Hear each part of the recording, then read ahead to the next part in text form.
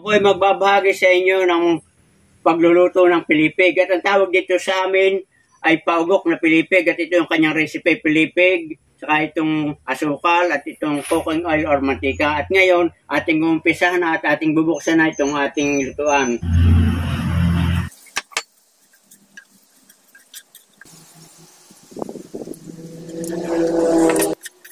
Mga kabayan, luto na yung ating pinagok na pilipig. Pwede nating hanguin at napakasarap ito at malutong na malutong. Sa umaga, napakasarap natin pang ulam sa kape o pang merienda sa alas 3 ng hapon.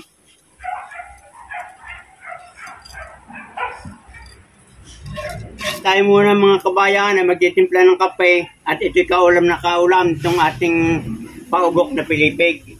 Ito yung ating kape na sa tibag na kapeng barako. Yung sa mga gusto mag-order nito, click na lang yung link sa baba ng aking video kayo makaka-order.